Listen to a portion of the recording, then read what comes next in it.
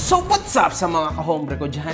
Makagagawasaban na naman niya pala to. At syempre mga kahombre ko, alam nyo na, today is the day kung saan finally atin ang matutunghayan ang the biggest mata pobre na wala namang iyayabang. The biggest iPhone 16 Pro Max fully paid by random people. The biggest clown. The clown of all clowns, mga kahombre ko. Kung sino man itong sisikat na ito, palakpakan sa ulo ang putang inang yan. San Pablo'y!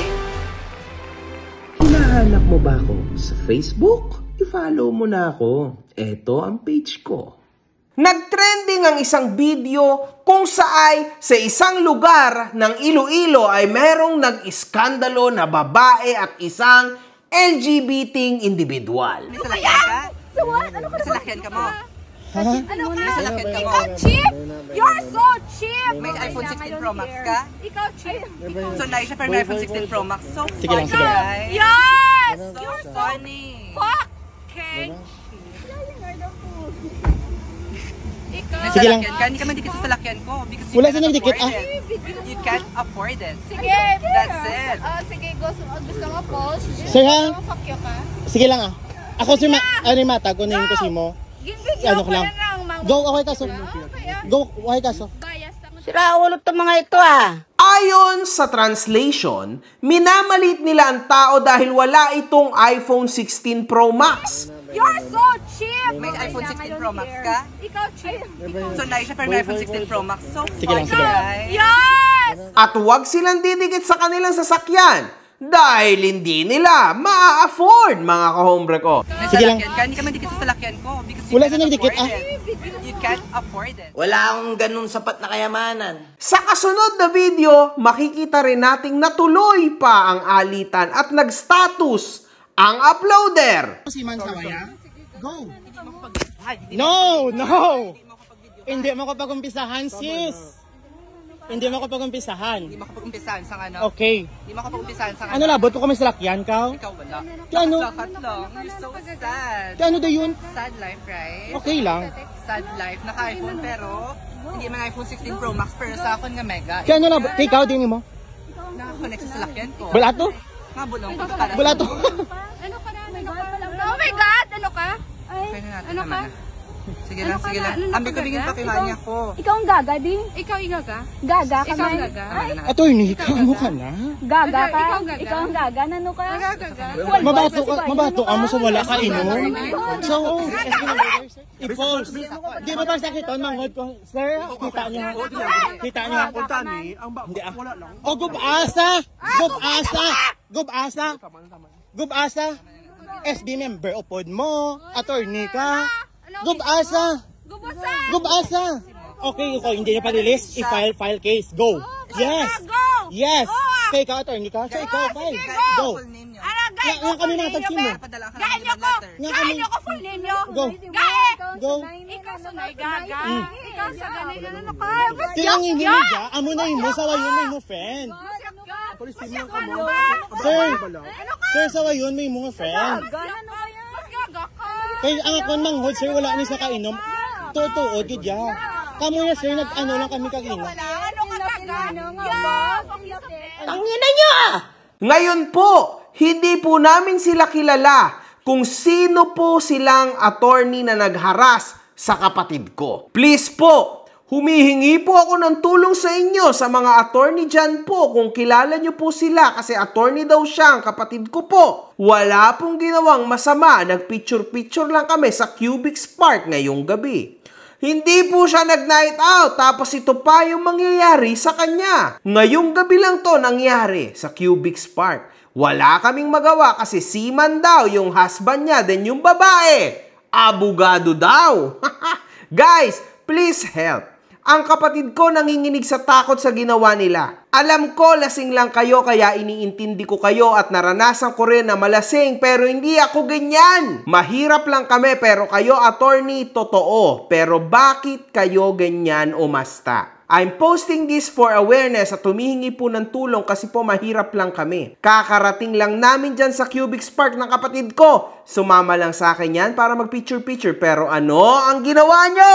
Anyway, kung abogado nga talaga yung isa sa dalawang nangharas sa kawawang pobreng ito, mga kahombre ko, sa totoo lang, dapat ma-revoke ang iyong lisensya. Kung totoo nga ha, kasi una sa lahat mga kahombre ko, walang karapatan na magmaoy sa daan ang isang abogado. Yan ang totoo. At lalong-lalo na walang karapatan na manakot ang isang abogado kahit alam niya naman na siya ang nasa mali. Tandaan mga kahombre ko, kapag ikaw ay nakainom, sa tiyan po nilalagay ang alak at hindi sa ulo. Kasi mapaabogado ka man, pulisya, politiko, it doesn't matter. Once na pumasok sa utak mo ang alak, talo ka kahit saan parte ka pa magreklamo. Sira ulo ba kayo, mga ulol kayo? Kasi una sa lahat,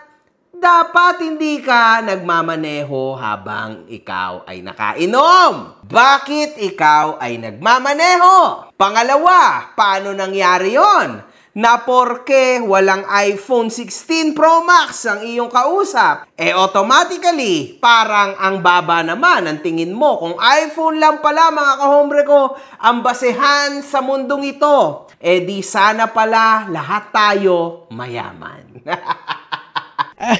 At anyway, ang iyong kotse naman, eto sa akin lang, You can't afford it. Hindi rin naman ganun kagandahan or kamahalan. Putang inang tong makagago na tong hayop na to.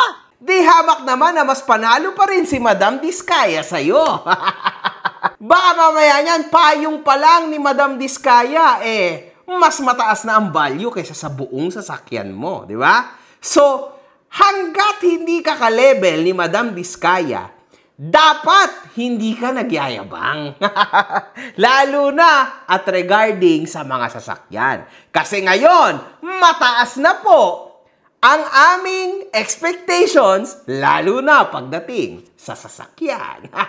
Akala mga sino kayo, punyeta kayo? Hindi nyo kami masisindak ngayon sa paputyo-putyo nyo sasakyan. Dapat mga Bentley. Dapat mga Rolls Royce. Wala naman akong magagarang sasakyan. Anyway, mga kahombre ko, Lampos, be. O, lampos, be. Mangod ko, be. Lampos, be. Mangod ko, be. Lampos, be. Ikaw una, ikaw attorney. Kay si Manny Mos Bana. Ikaw una. Ikaw una. Ano ka manaw? Wala. Uy. Ano ka manaw? Kadamak. Klaseng Ano ka manaw? Damak ka. Ano ka manaw? Mas damak ka. Feel na feel ang pagiging mo. Feel mo? Feel mo man? Para masampulan to si attorney. Ano ba? Masan mo? Feel mo? Layo-layo. Layo-layo ka man talaga. Oo. Mayla, diba? Oo, to. Pamangod ko, be. Kag wala kami kayo, bago wala kami abot. Ga-picture gani kami kay bago sa abot. Kaya mangod ko ni wala ni sa kagwa mo. Di ah. Bogo ba? Feel na feel? Wala! Feel ko yan. Bayan na sila tingin nag-picture sila sa damuhan. Go! Go! Go! Unahi ko. Wala kaya ba nalabot sila tapos mo kakalimog ko kakayanon sis. Di ba? Okay lang. Dayon. Okay lang. Okay lang.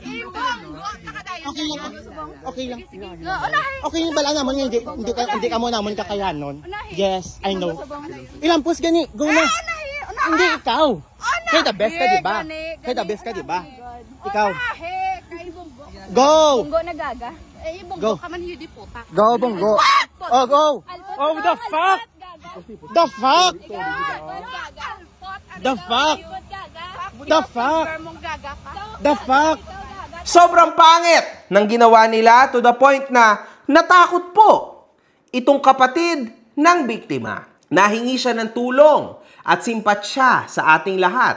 Kasi po mga kahombre ko, takot na takot sila sa matinding pananakot na ginawa ng dalawang ito. I really hope na itong dalawa na ito ay managot. Kasi mali itong ginawa nila. Malilinis masyado budi niya. This is just very, very rude and very, very bad. Mga bastos kayo, mga inutil. Tayo umabante. Ang baklang nakita sa video na nag-iiskandalo ay nagawang mag-chat sa uploader ng video. Bakit mo ako pinost? Hindi ka naman makareply. Okay, yan ang sabi niya ha. Tinatranslate ko lang sa inyo. Very good. So sa halip mga kahombre ko na itong tao na ito ay humingi ng pasensya. Instead, antigas pa po, no? Ng kanyang pagmumuka. Kasi as you can see, para mag-gain ka awa sa mga tao. Well, Ang kapal ng mukha, hindi sa awa, natakot siya sa inyo. Kasi syempre, sino ba naman ang hindi matatakot sa mga salita nyo? Na kesyo ikaw naka-iPhone, nakakatakot nga naman talaga. Meron kang sasakyan na mamahalin daw, sabi mo. And then, abogado ang iyong kasama. Syempre, kung normal, pobreng tao lang ang iyong tatakutin, talagang matatakot. Sino ba hindi matatakot? Di sasakyan ka, may mamahaling ka cellphone, abogado pa kasama mo, di panalo ka na, di ikaw na, di siya na ang pinakamayaman sa mundong to, palakpakan ng putang inang yan, Ang yaman, naka-kotse, naka-iPhone, naka-abogado. Ulol, gago, wala na to. Wala na mga kahombre ko. That's the best of the best. Bulbul ke, tangina, wala lang ako trabaho ilang linggo, 3 linggo pa lang. Ang dami mong satsat. Ang tigas na mukha niya, nagkaroon pa po siya ng gana na mag-message sa uploader sa gantong paraan at pagkakataon, which is very tough. Ang gulo, mga kahombre ko. Pero dito makikita natin na even yung uploader, naka-iPhone din naman pala. O see, kung i-judge mo sa screenshot, naka-iPhone din siya. So wala din kwenta yung iniyabang ng tao na ito, tama, sa kanya. Wala din. Sad life, naka-iPhone pero hindi man iPhone 16 Pro Max pero sa akin nga mega. Kaya na, ikaw din mo. Nag-trending ang nasabing issue at nabalita ito sa GMA Super Radio Iloilo. Grupo na ng video nagreklamo sa ICPS 10 tungkol sa gulo sa Gaisano ICC kagabi, Cubix. Inireklamo sa ICPS 10 ang grupo ng mga binidyohan tungkol sa gulo na nangyari sa Gaisano, bla bla bla. Inimbestigahan ngayon sa pamumuno ni Rex De Paloma ang nag-viral na altercation sa gitna ng dalawang grupo na mag-office mates at magkapatid. Base sa inisyal na impormasyon, nag-umpisang mainit na nagbangayan matapos nilapitan ng mag-office mates ang magkapatid na nakita daw nila na nag-middle finger sa magkatrabaho. Sa info ni De Paloma, binidyohan at in-upload sa Facebook ng magkapatid ang pagkonfrontahan, bangayan, confrontation ng walang paalam sa mag-office mates rason na nagreklamo sa otoridad. Meron sugat ang isa sa 3 na mag-office mates na nagpakilala na SB member. Matapos na nagpagitna sa gulo ng dalawang grupo at naniniwala na nasa impluwensya ng alkohol yung mga involved na sa insidente. Sa ngayon, ang grupo na nag-video ay pinaabot sa Regional Anti-Cybercrime Unit para malaman kung sino nag-upload ng video para malaman na susunod na aksyon. Anyway, mga kahombre ko, uulitin ko lang sa inyo, sabi po nung uploader, ginawa niya lang ito para sa awareness. And sa takot na rin, no? Dahil wala naman daw silang kapera-pera. O ngayon, ano nangyari sa buhay mo? Para sa akin, wala akong makitang mali dito. This is just for self-protection siguro nila, no? Yun yung naiisip niya. Si Marcus Salvador, ang kapatid ng inaaway sa naturang video, mga kahombre ko. Nagawang mag-post ito ukol sa individual na LGBT na hindi naman daw pala ito mayaman. Ito yung masakit. Walang trabaho Walang trabaho, no money, no honey. Ang totoo. Bayaran mo muna yung boarding house mo. Sinong tagalapas dyan? Hi sir, kilala ko po yung baklang yan. Nagbo-board yan sa barangay namin sa Don Esteban Lapu sa Zone 6. Actually, hindi yan mayaman. At yung boarding house niya ay family friend ng husband ko. Wala nang pera yan at nagwo-work bilang call center agent. Pwede ko po masend ang location niya. By the way, sir, sabi ng lola ko daw, twice na siya na hindi nagbabayad ng rent room dito at parang wala lang sa kanya yung ginagawa sa rent niya. Please hide lang po yung name ko if ever na i-post mo yan. Sikat na yan ngayon dito sa amin. Okay, no problem. Huwag ganon! Kalaban nyo yung nagsabi na attorney, pre. Iniwan niya yung ID niya noon dito kasi walang pambayad sa iniinom nila. Ang kapal ng mukha mo, Ano Anong klaseng attorney to? Ayon pa sa isang post, ang babaeng nagwawala sa video ay dating di umano, so hindi sure. So haka-haka lang, ay dating walker. Grabe. Aanhin ko to, puta na yan. Kung alam ko lang talaga yan yung background nyo, hindi sana ako naniwala na makapagsabi ka na attorney ka. Okay, hide my identity, kerida yan ng husband ko noon. Pokpok yan. Yung mga tinitira niya is mga engineer. Yung mga may project na engineer kasi maraming project yan. Hindi nga ako mabilhan-bilhan ng asawa ko ng iPhone na ako yung asawa. Okay, so... Wala na, kantutan na. Pukin na ina. So, ayan po ang sabi sa screenshot, no? Wala naman tayo kasiguraduhan, mga kahombre ko. Kaya pati ako nababarang na mga demonyo sa atanas sa tao na mga ano nyo.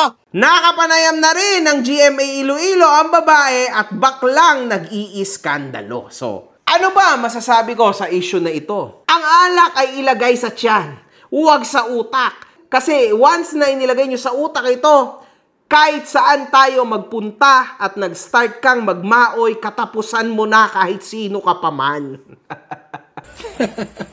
Huwag kayo nagtatatawa, putang ina nyo! Bastos na bata ito, mga kaibigan. Mamaya tayo. Please, guys, kung magiinom kayo, stay safe.